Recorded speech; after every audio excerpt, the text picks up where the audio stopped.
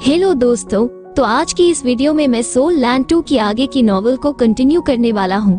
और हाँ, अगर आपने अभी तक इसके पिछले पार्ट को नहीं देखा है तो अगर आप लोगों ने मिस किया है तो मैं उसका लिंक को डिस्क्रिप्शन और कमेंट में दे दूंगी, तो आप लोग वहाँ जाकर चेक करके देख लेना। तो इस एपिसोड की शुरुआत भी बिल्कुल वहीं से होता है जहाँ युहाओ इस बंदे से चैलेंज करता है और बेट लगाने के लिए कहता है, और तभी युहाओ अपनी व्हील चेयर को काफी जोर से पकड़ लेता है और इस चीज के ऊपर इस बंदे का भी ध्यान जाता है और ये मन में कहता है, इसका हाथ तो थोड़ा सा अजीब है, क्या हो अगर यह बंदा मुझे बिल्कुल भी हरा नहीं सकता हो, बल्कि यह तो इस बैट का फायदा उठाना चाहता है जिससे कि यह मुझे डिस्कस कर सके और मैं इसके खिलाफ लड़ने का कॉन्फिडेंस खुद दूं।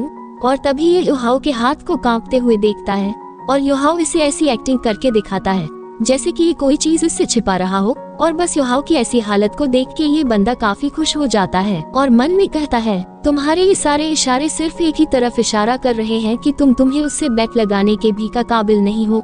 और फिर यह काफी खुश होते हुए युहाओ से कहता है, ठीक है, मैं बैट लगाने के लिए तैयार हूँ। और यह खुश होते हुए मन में कहता है, मैं निश्चित रूप से तुम्हें हरा दूंगा। और इस बंदे की इस बात को सुनकर युहाओ चौंकते हुए कहता है, क्या तुम सच में मेरे साथ बैट लगाना चाहते हो? मेरे पास तो बस एक रैंक का ग्रेवर की कमी ही थी, लेकिन तुमने उसे भी पूरी कर दी और इस चीज के लिए तुम्हारा बहुत बहुत शुक्रिया। जिस पर यह बंदा कहता है, बच्चे अगर तुम सच में मरना चाहते हो तो आज मैं जरूर तुम्हारी इस इच्छा को पूरा करूंगा। इस पे युहाओ कहता है, तो फिर चलो बैट लगाते हैं। और क्या तुम्हें इस बैट को पब्लिक के सामने लगाने की हिम्मत है क्या?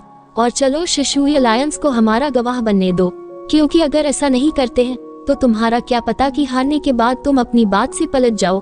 और टांगू की इन बातों को सुन के ये बंदा मजे में मन में कहता है, ये बंदा तो बस टाइगर दिखने का दिखावा कर रहा है। जिसके बाद ये उस कमेंटेटर की तरफ देखते हुए कहता है, किसी विटनेस को ढूंढना काफी आसान है। और फिर अनाउंस किया जाता है कि सभी गेस्ट जो बैट लगा रहे हैं प्लीज 1 मिनट रुक जाएं, क्योंकि यहाँ पे 2 पावरफुल सोल इंजीनियर्स आए हैं जो कि नंबर 98 और 66 है, और इनके बीच में एक काफी खतरनाक शोडाउन शुरू होने वाला है। इसलिए इन लोगों ने फाइट करने के लिए एक बैट को ऑर्गेनाइज करने का डिसाइड किया है। और नंबर 98 ने जो बैट लगाने के लिए आइटम इस्तेमाल किया है वो उसकी ग्रेवर है, जबकि नंबर 66 ने बैट में एक पावरफुल सोल टूल आइटम को लगाया है। और हम अभी तुरंत ही चीफ रेफरी को इनवाइट करते हैं जिससे कि वो इन दोनों आइटम्स को अच्छे से जांच सके, और इन दोनों बैटिंग के आइटम्स को अप्रूव कर देने के बाद ये बैट ऑफिशियल हो जाएगी, जिसके बाद दोनों ही पार्टीज अपने इस डिसीजन से पीछे नहीं हट सकती हैं। जबकि इस तरफ युहाओ की चेहरे पे थोड़ी सी घबराहट दिखा रहा होता है और इन सारी बातों को सुन के सहीतो कहता है, सेकंड ब्रदर चलो इस बैट को क्विट कर देते हैं। और सहीतो ने इस बात को इस तरीके से बोला होता है जिससे कि यह नंबर 98 ने भी सुन लिया होता है। और क्विट वाली बात को सुन के युहाओ उसे कहता है, बिल्कुल भी नहीं, मैं पहले ही इसे अनाउंस कर चुका हूँ, और चलो बैट के आइटम्स को चेक करना शुरू करते हैं। जिसके बाद ये बंदा अपनी ग्रेवर को बाहर निकाल लेता है और इस बंदे की इस ग्रेवर को देख के ये दोनों ही रेफरी काफी हैरान होते हुए कहते हैं, ये तो डार्क ग्रीन ड्रैगन की ग्रेवर है। जिस पर ये बंदा कहता है, बिल्कुल सही, यह मेरी डार्क ग्रीन ड्रैगन है। जिसके बाद रेफरी अनाउंस करते हुए कहता है, नंबर 98 ने जो दाव पे आइटम लगाया है वो डार्क ग्रीन ड्रैगन है, जो कि ग्रेवर की रैंक में 59 पे रैंक करती है, और इसके पास डार्कनेस और विंड इटेबल से कोई भी फर्क नहीं पड़ता है। इसके द्वारा कौन सा सोल टूल बनाया गया है, उस सोल टूल के पास पक्का ये 2 इटेबल तो आते ही हैं। जिसके बाद रेफरी युहाओ से कहता है, आखिर तुम्हारा बैटिंग आइटम क्या है? और इस बात को सुन के युहाओ थोड़ा सा हमसा जाता है और घबराते हुए अपने आइटम को बाहर निकाल के इन लोगों को देने लगता है और कहता है, इसे मेरे मास्टर ने मुझे गिफ्ट दिया था, इसलिए इसके ऊपर एक स्क्रैच भी लगाने की हिम्मत मत करना। और जब इस सोल टूल को ये रेफरी चेक कर लेता है तो ये काफी ज्यादा हैरान होते हुए कहता है, ये सोल टूल तो, लेकिन तभी यह अचानक से इसे बीच में ही चुप करा देता है।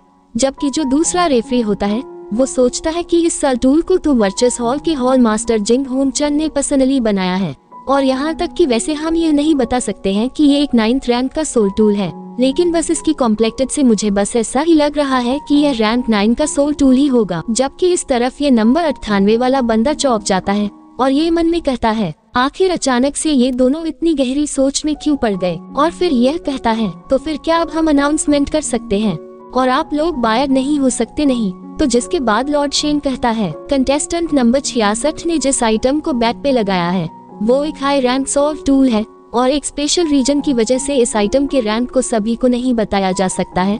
हालांकि इस चीज की जो वैल्यू है वो किसी भी मामले में डार्क ग्रीन ड्रैगन से कम बिल्कुल भी नहीं है।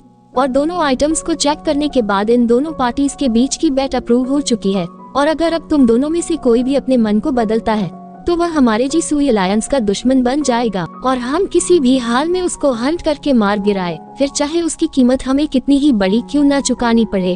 और अब भी 10 मिनट बाकी है, तो आप सभी ही अपनी ही बेट्स को लगा दे और जैसे ही ये समय निकल जाएगा तो तुरंत ही बेटिंग को बंद कर दिया जाएगा। जबकि इस तरफ टानवो खुश होते हुए मन में कहता है, आखिरकार तुमने बेट लगा ही ली। और फिर रेफरी कहता है, ठीक है, मैच के लिए रेयर मेटल सेट हो चुके हैं और बेट लगाने का समय भी लगभग खत्म हो ही गया है। और कंटेस्टेंट से प्लीज आप सभी ही अपनी अपनी जगह पर चले जाएं। जिसके बाद ये होस्ट रेफरी जो भी है ये इस मैच को शुरू कर देता है। जिसके बाद ये भी तुरंत अपनी ग्रेवर को बाहर निकाल लेता है और योहाव की ग्रेवर को देख के ये रेफरी चौकत हुए कहता है, प्लीज एक बारी आप सभी लोग सोल इंजीनियर नंबर 66 की तरफ तो देखें। इसने आखिर किस चीज को बाहर निकाला है। असल में तो इसने एक एमरल्ड कलर्ड ग्रेवर को बाहर निकाला है और मुझे तो ऐसा लगता है कि इसकी ग्रेवर सच में जेम्स स्टोन से बनाई गई एक मास्टरपीस कार्व है। और ये कंटेस्टेंट नंबर 66 तो कितना ज्यादा औसम है। निश्चित रूप से ऐसा लगता है कि इसका बैकग्राउंड काफी बड़ा और तगड़ा है। और अब कोई हैरानी नहीं है कि क्यों ये नंबर 98 के साथ बैट लगाने के लिए क्यों तैयार हो गया था। और यह धीरे से कहता है, अब मैं तुमसे झूठ नहीं बोलूंगा क्योंकि यह भी एक रैंकेड ग्रेवर है। जिस पर ये बंदा कहता है, तो ये वही चीज है जिसे तुम छिपा रहे थे। चलो तुम्हारी इस ग्रेवर के बारे में बात नहीं करते हैं क्योंकि ये निश्चित रूप से रैंक नहीं करती होगी। और यहाँ तक कि अगर ये रैंक भी करती होगी तो हम सभी ही देखना चाहेंगे कि इसको इस्तेमाल करने वाला यूजर कितना सक्षम है। और हम देखते हैं कि योहाव ने अपने सोल टूल वेपन को बनाना शुरू कर दिया होता है। और योहाव को ऐसा करता देख रेफरी भी काफी हैरान होते हुए कहता है, ये सच में अविश्वसनीय है क्योंकि जो मल्टी एजेस मैजिक मेटल है वो सोल पावर के प्रति काफी ज्यादा एक्सट्रीमली रेजिस्टेंट है, लेकिन उसे नंबर 66 की अमेजिंग ग्रेवर के द्वारा किसी तोफ की तरह आसानी से काट दिया गया है। जबकि दूसरी तरफ नंबर 98 भी काफी बढ़िया कर रहा है और इसके हर एक स्टॉक में कॉइलिंग ब्लू ड्रैगन दिख रहा है। और फिर हमें डायरेक्ट 6 घंटे बाद का सीन दिखाया जाता है जहाँ पे इन दोनों ने ही अपने अपने सोल टूल को बना लिया होता है। जहाँ पे ये दोनों कहते हैं कि रेफरी मेरा हो गया, प्लीज आके चेक कर लीजिए। जिस पर योहाव का ओपोनेंट भी कहता है, हाँ मैंने भी कर लिया है। जिसके बाद ये बंदा खुश होते हुए मन में कहता है, मैं पहले ही 4 रैंक 5 के सोल टूल्स बना चुका हूँ जो कि तुम्हें हराने के लिए काफी से भी ज्यादा होगा, लेकिन तुम हरा क्या। और जैसे ही ये टांगू की तरफ देखता है तो ये देखता है कि टांगू आंखें बंद करके आराम से बैठा होता है।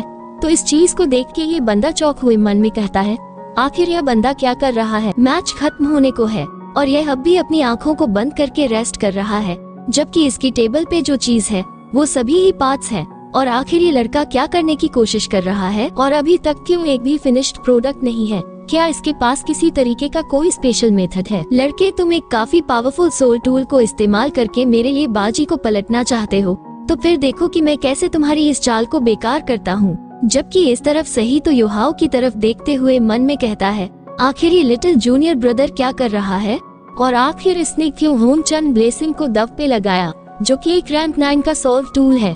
और तो ये अपनी स्पिरिचुअल डिक्टेशन का भी गाइड के रूप में इस्तेमाल कर सकता है, लेकिन तब भी क्यों तुमने 5 घंटों के अंदर यहाँ तक कि एक भी सोल टूल को फिनिश क्यों नहीं किया। और ये जो इतना कॉम्प्लिकेटेड क्रिएशन प्रोसेस है इसमें एरर होने के चांसेस भी काफी ज्यादा हाई हैं। और क्या यहाँ तक कि ये सोल टूल फंक्शन भी करेगा। और जब पूरा समय खत्म होने ही वाला होता है तभी योहाव तुरंत ही अपनी आंखों को खोलता है और तुरंत ही उन सभी सोल टूल के पार्ट्स को हवा में उठा लेता है और कहता है, तो फिर ठीक है चलो शुरू करते हैं। जिसके बाद ये इन सभी को रिसल करना शुरू कर देता है और इसे ऐसा करते देख सभी लोग काफी ज्यादा हैरान होते हैं और कहते हैं कि वाव, नंबर 66 के पास तो कितनी बढ़िया टेक्निक है, ये वाकई में काफी ज्यादा कूल है। और जब समय एकदम खत्म होने ही वाला था तभी टांगू कहता है हो, जबकि योहाव की इस हरकत की वजह से सही तो काफी ज्यादा हैरान परेशान हो गया होता है और यह मन में कहता है, मुझे तुम इस तरीके से मत डराया करो, चलो बढ़िया ही है कि जूनियर ब्रदर ने आखिरकार अपने सोल टूल को बना ही लिया।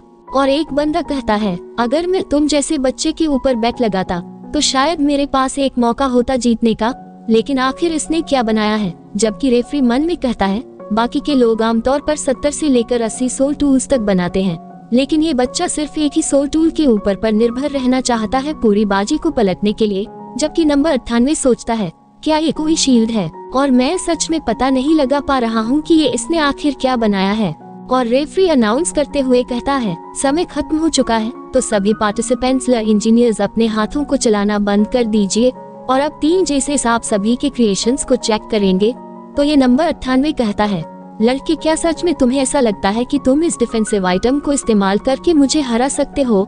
और यहाँ तक कि मैंने तो उस सीन को भी न कर लिया है जब तुम अपने घुटनों के बल बैठ के अपने रैंक 9 के सोल टूल के मुझे सौंपो, हम इसे आजमाए ही नहीं। और तभी रेफरी कहता है समय खत्म हुआ। मैच के अंदर पार्टिसिपेट करने वाले सभी सोल इंजीनियर्स से आप जो भी कर रहे हैं वो सब बंद कर दें और जजेस प्लीज इनके सोल टूल को एग्जामिन कीजिए जो इन लोगों ने बनाए हैं। और तभी हम यहाँ पे एक मिस्टीरियस लेडी को देखते हैं जो कहती है ओल्सन, वो जो नंबर 66 है उसके बारे में तुम्हें क्या लगता है? जिस पर ओल्सन कहता है वाइस कल्ट मास्टर, वो यंग मास्टर बिल्कुल भी सिंपल नहीं है और ये मेरा पहली बार है जब मैं किसी इस तरीके के प्रोडक्शन मेथड को देखा हूँ।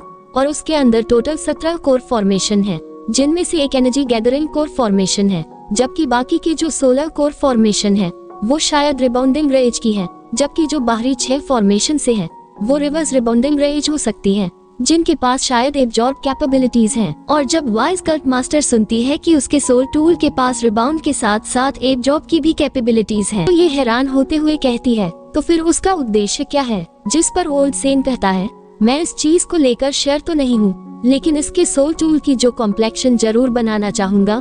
जिस पर इसका साथी बंदा कहता है ओल्ड सेन, ऐसा दिखता है तुम सच में इसके टैलेंट से काफी ज्यादा इम्प्रेस हो चुके हो और इसने दाव लगाने के लिए जिस सोल टूल का इस्तेमाल किया है वो वर्चुअल हॉल का एक प्रोडक्ट है और जहाँ तक हो सकता है उसे जिन हुन चंद के द्वारा ही क्रिएट किया गया हो, इसलिए वो कम से कम लेवल 8 का सोल टूल होगा। इस पे वाइस कल्ट मास्टर कहते हैं ऐसा हो सकता है कि ये वर्चुअल हॉल के अंदर जिंग हुन चंद के डिसिप में से एक हो, लेकिन अगर ऐसी भी बात है तो फिर मैंने इसके बारे में क्यों नहीं सुना? और ओल्ड सन कहता है मेरे जो दोस्त 6 हैं उनमें से हुआंग जंग शांत नेचर का है, लेकिन जो मोक है उसका टैलेंट बेहतर है, लेकिन इसके साथ साथ काफी एरोगेंट भी है। इसलिए मैं यही उम्मीद करता हूँ आज वो नंबर 66 से हार जाए, क्योंकि यह उसकी फ्यूचर ग्रोथ के लिए ठीक रहेगा। इसके बाद ये कल्ट की वाइस हेडमास्टर कहती है तो फिर चलो सेकंड एल्डर इंतजार करते हैं और देखते हैं कि आगे क्या होता है। वैसे इस कंपटीशन से जूशई अलायंस को कितना बेनिफिट हुआ? जिस पर सेकंड एल्डर कहता है हमारे ओरिजिनल प्लान से 30% ज्यादा हाई हुआ। जिस पे ये लेडी कहती है बहुत ही बढ़िया, हमें और भी हार्ड तरीके से कंट्रोल करने की कोशिश करनी चाहिए उन रेयर गोल्ड माइंस को जो कि उन ऑफिशियल के हाथों में है, और तुम लोगों को भी एडिशनल स्टाफ को भेजना चाहिए क्योंकि ये हमारे कल्ट के कोर रिसोर्सेस हैं जिसके लिए ये सभी मान जाते हैं। जबकि ये जो नंबर 98 होता है ये युहाओ के सोल टूल को देखते हुए पता नहीं क्या सोच रहा होता है। तभी ये कमेंटेटर कहता है सोल टूल प्रोडक्शन खत्म हो चुका है और अब जब ये बैटल टॉप 6 की है तो इस चीज से कोई भी फर्क नहीं पड़ता है कि आखिर यह किस तरीके का सोल टूल बनाया गया है। इसे पक्का एक्चुअल कॉम्बैट से ही टेस्ट किया जाएगा और जैसे ही आप लोग एक दूसरे का सामना करने के लिए एरिना में उतर जाएंगे तो सभी पार्टिसिपेंट्स अपनी इंजरी इसके लिए खुद जिम्मेदार होंगे। तो फिर चलो कन्फ्रे को शुरू करते हैं। और अभी तो सिर्फ 5 ही मिनट बीते थे, लेकिन जो नंबर 96 है वो काफी आसानी से जीत गया है। जिसके बाद नेक्स्ट बैटल को शुरू किया जाता है जिसमें नंबर 88 के खिलाफ नंबर 85 होता है। मतलब कि इस बैटल के अंदर सैतो लड़ने वाला है। और इसी के साथ हमारा एपिसोड यहीं पर एंड हो जाता है। यदि अगर आप लोगों को वीडियो थोड़ा सा भी अच्छा लगा हो लाइक शेयर सब्सक्राइब दबा के करना, और हाँ कमेंट करके बताना कि वीडियो कैसे लगा। अच्छा लगा हो इंतजार करना। मिलते